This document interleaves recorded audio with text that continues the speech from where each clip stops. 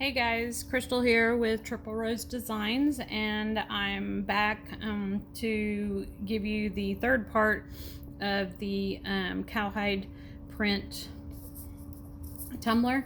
So I've let my glitter and everything dry, and then I went ahead and sealed my cup with the glitter with Mod Podge matte acrylic spray because I don't want the glitter shifting when I put the epoxy on it. So what I've done now is I am using 2 alcohol inks, Tim Holtz Teakwood and Espresso. So I kind of wanted to do a two-tone because, you know, cows are different, especially with spots.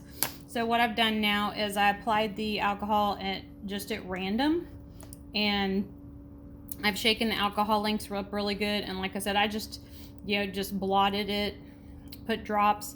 So as you can see, there is no rhyme or reason of what I did. I kind of got a little carried away with that spot, but oh well. Nothing is the same on cowhide print. So, and then what I did is I did espresso first, and then I kind of went in. I don't know if you can see here, I did teakwood, just a light, it's a little bit offset, just a little darker. So I thought that was kind of cool. Like I said, I just did espresso first, and then I went in with teakwood. So where you see the darker spots here at the bottom, that's where I put the teakwood, and not every one of them has it. So now what I'm going to do is I'm going to go outside. I'm going to spray this again with the acrylic to seal it so that my alcohol inks don't bleed, because I've seen some videos where people have done this and the alcohol inks turned like basically a big blob of poo is what it looked like on there. So I'm going to go seal this, and then I'll be back in just a few minutes, okay? Alright guys, I'm back. I went ahead and sprayed it, like I said, with the Mod Podge clear acrylic sealer. I have used the Rust-Oleum 2x clear sealer before. So, but I'm almost out of this, so I figured I might as well use this up. Now, if your Mod Podge is not dry, so see how it kind of runs a little bit, turns that brown. Let's see if it'll focus, there we go. So if you can see, there's brown, like on my white. So right there, you can see it really well, which is okay, because no cows are clean and fully white. I mean, it's not a big deal. It definitely looks more like a cow look. I looked up pictures of cows, and a lot of times they had a lot of like brown and stuff around their spots. They also had these like hair looking things. So you can always take a brush and add alcohol ink to it, and then kind of brush it to give it those fur-like strokes to make it look real. So, but I went ahead and just decided not to do that this time. But I really like how this turned out. I am going to now let this dry completely. So probably about 20 or 30 minutes. And then I'm going to go straight into putting epoxy on it.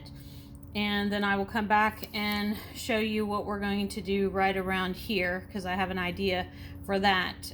So stay tuned, and then you will see the epoxy, and then we'll finish putting our, I think I'm going to either do maybe a silver or a gold on that right around there, and then we will be done. So I don't want to put it on right now, because what may happen is if I put my tape on now, or my vinyl, it will possibly lift off of this, because this is not a completely smooth surface. This is just glitter. Even though I did seal it with the acrylic spray paint, it doesn't give it a fully flat, smooth finish. So I would much rather put my decal or my strip on around here when there is epoxy on it, so then it is a smooth surface.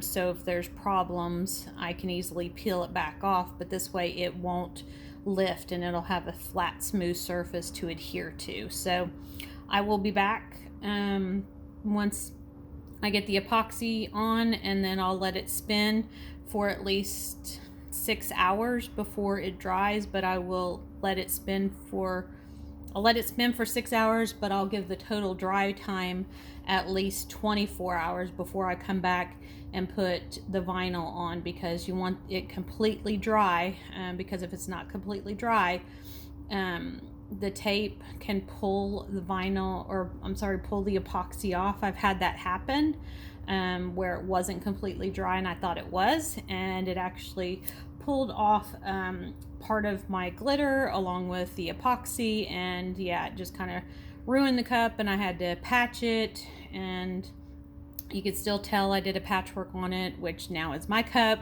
So because I know what happened to it, I didn't want to sell it or anything. So lesson learned. Make sure your epoxy is completely dry before you put on any decal or vinyl stickers or anything like that, so that then you don't run the risk of pulling it back up. Okay. All right. Well, I will be back with the next part to show you the epoxied cup, and then we will put the sticker on. Okay. Bye.